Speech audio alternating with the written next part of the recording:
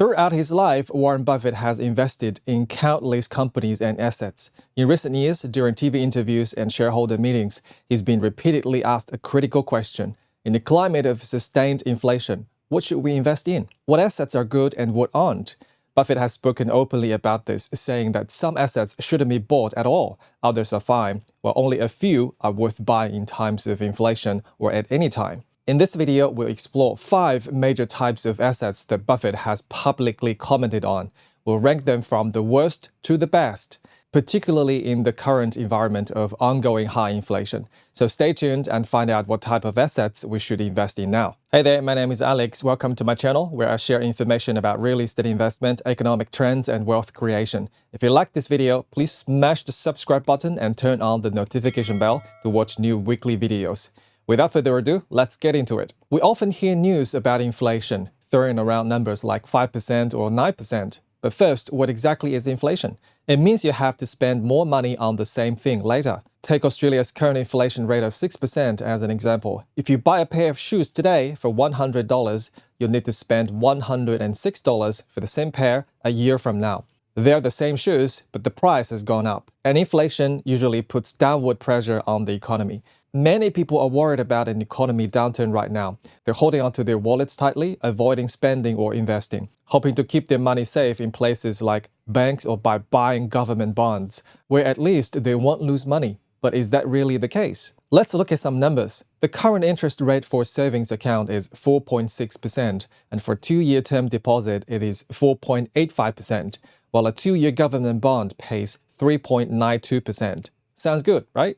It's safe and quite accessible. But once you factor in that 6% inflation rate, the actual returns are minus 1.4% for the saving account, minus 1.15% for the 2-year term deposit, and minus 2.0% for the government bonds. Not only are you not making money, but you're losing money every year. Well, it's not all that bad though. Major countries around the world are in a stage of declining inflation. In the US, inflation has dropped from an all-time high of 8.5% to 3%, and Australia is not far behind, with inflation falling from a peak of 7.8% to 6%. If inflation continues to fall, your investment returns are getting better.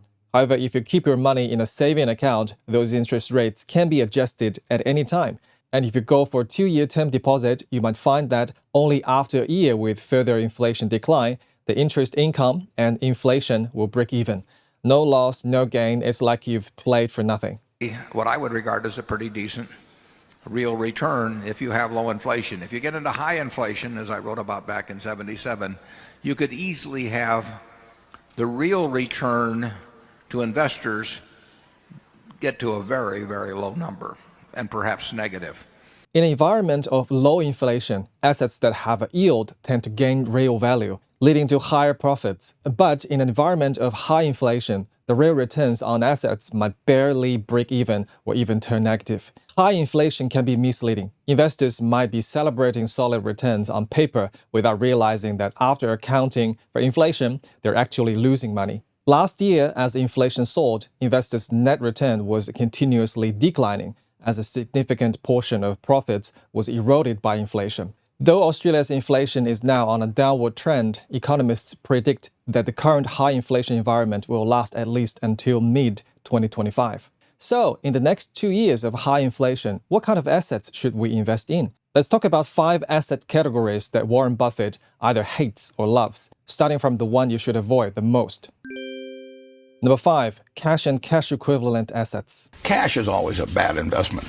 That's crazy. I mean, cash wasn't producing anything, and it was sure to go down in value over time. Buffett believes that the worst performing assets are cash or cash equivalent assets. Cash doesn't produce anything. It just sits there, not working like a farm that yields eggs and milk, or a company that manufactures products. Even if cash generates interest, it is certainly lower than inflation. Governments can print as much money as they want, injecting it into the economy to stimulate growth. We've seen this situation during the pandemic, leading to almost 10% inflation last year. So it's a sure bet that holding on to cash will yield negative net returns, meaning a net loss. So it's a sure bet that holding on to cash will yield negative net returns, meaning a net loss. Every time Buffett has money on his books, he's unhappy. Why? Because that cash isn't producing anything and is depreciating. Investing in a business or other assets would be far more profitable. If we dropped $1 million of cash into every household in the United States today, everybody would feel very good, except the people that invested in things that were denominated in dollars. If the government gave everyone $1 million, everyone would be happy except those holding US dollars. Why? Simply put, overprinting money dilutes the value of cash-like assets. Imagine 100 apples in the market, each worth $1, totaling $100. If the government pumps an extra $100 into the market, each apple becomes worth $2. The price has doubled, but the real value hasn't changed. An apple is still an apple. Your assets have been diluted. Buffett considers cash to be the worst asset class, including money market funds, government bonds, or any assets that can be devalued. Next up are unproductive assets that don't generate any value, with gold being the most classic example. Many people like to invest in gold, but is it a good asset for investment purpose? That don't produce anything, but that you hope someone will pay you more for later on. Buffett likes gold less because it has no yield. Buyers of gold can only hope that someone else will pay more for it in a few years. If you owned all the gold in the world, you could have a cube that would be 67 or 68 feet. You could fondle it, you could polish it, you could do all these things with it, stare at it, but it isn't going to do anything. If you could own all the gold in the world, it would form a cube about 67 to 68 feet on each side. You could sit on it, polish it, and admire it, but gold wouldn't do anything for you. Those who purchase gold are essentially betting on the next buyer's distrust of paper money and fear of inflation and devaluation, seeking a way to preserve value. So the function of gold is merely to maintain value, not to create more of it. Number 3, mediocre-type productive assets. During the time of inflation, non-productive assets are excellent at preserving value. But what we aim for isn't just preservation. We seek to enhance value and gain investment returns. These assets are collectively known as productive assets. Warren Buffett loves investing in companies with the potential for sustained growth and value creation. Yet quality varies among those thousands of firms on the stock market. Slightly better than the first two types are mediocre-type productive assets. These can generate value but often come with problems, leading Buffett to advise against purchasing them. Their earnings may go up a fair amount over time, but they're compelled to put more and more dollars into the business just to stay in the same place. They usually require robust cash flow to support daily operations. These companies may experience some growth in the long term, but during times of inflation, they need to constantly receive cash injections to maintain operations. The worst companies are those that continuously need you to invest in them without being able to obtain corresponding returns. For example, a company produces chewing gum with an annual cost of operation and manufacturing of $10 million and a profit margin of 10%. Once the chewing gum is all sold, at the end of the year, they will earn $11 million. In the second year without inflation, the cycle of production and sales continues, still investing $10 million and receiving $11 million back, earning a net profit of $1 million. However, the company's operating logic will be completely different with inflation. Suppose there is an annual inflation rate of 10%. In the first year, the company still has a cost of $10 million, sales of $11 million, and a profit of 10%, which is $1 million.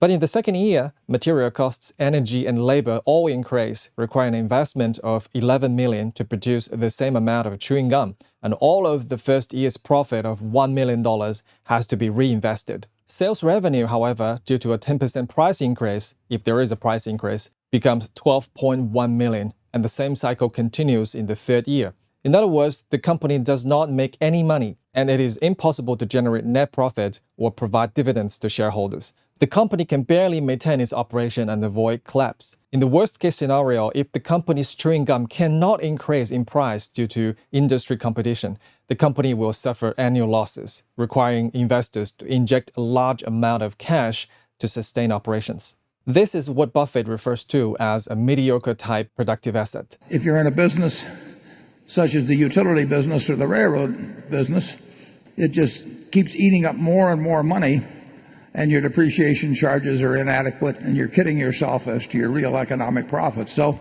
any business with heavy capital investment tends to be a poor business to be in, in inflation, and often it's a poor business to be in generally. Large and slow-to-profit sectors such as infrastructure, public utilities, and railway companies also fall into this category. Although they may have growth and development, they're not worth investing. With ongoing inflation, currency devaluation, lack of competitiveness, and continuous investment, profits and returns to investors will steadily decline.